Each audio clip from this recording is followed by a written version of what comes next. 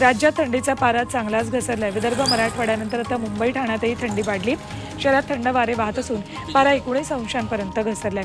नाशिक जिल्ह्यातील निफाड तालुक्यात तापमान 9 अंशांपर्यंत घसरले, तर महाबळेश्वरमध्ये तापमान 15 अंशांपर्यंत घसरले। मुंबईत दिवसा उष्णता आणि रात्री गारठा जाणवतोय। रविवारी मुंबईचं किमान तापमान 18.9 अंश सेल्सिअस पर्यंत घसरलं होतं। हे तापमान या हंगामातील निचांकी आहे। पुढील 5 दिवस तापमानात 2 ते 3 अंश सेल्सिअसनं चढ उतार होत राहतील असा अंदाज वर्तवण्यात आलाय। आता हिवाळ्यात दाट धुकं असलं तरी रेल्वे गाड्यांना उशीर होणार नाही, कारण मध्य रेल्वेनं धुक्याची अडचण दूर करण्यासाठी धुकं सुरक्षा यंत्रणा बसवली। मुंबई, पुणे, भुसावळ, नागपूर तसंच सोलापूर विभागांसाठी मिळून एकूण 500 धुकं सुरक्षा यंत्रांची खरेदी केली आहे।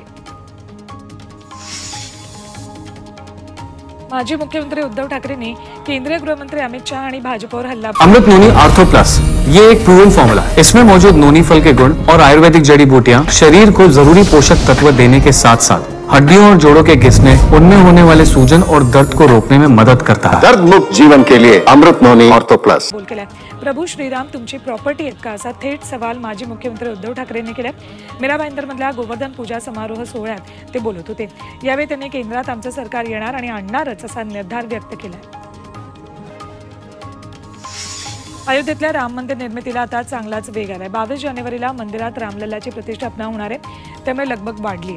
राम मंदिर निर्मितीची आणखी काही छायाचित्र श्री राम जन्मभूमी तीर्थक्षेत्रानं जारी केलीत। सूर्योदयावेळची राम मंदिराची ही मनमोहक छायाचित्र आहेत।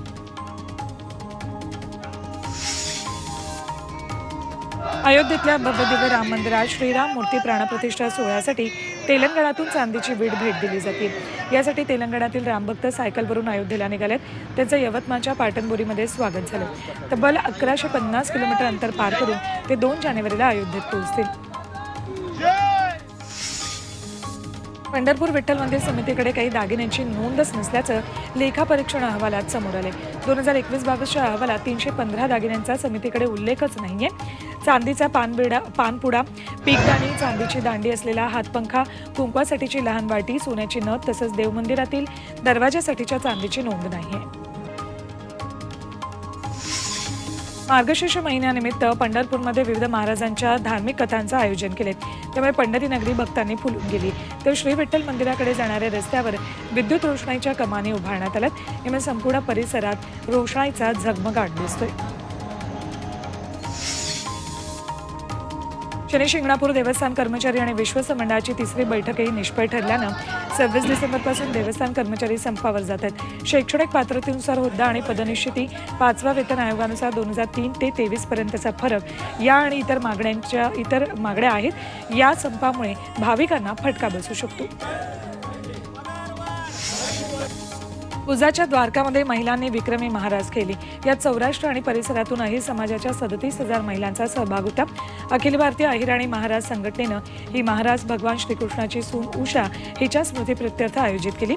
यात सहभागी झालेल्या महिलांना गीतेची प्रत भेट देण्यात आली।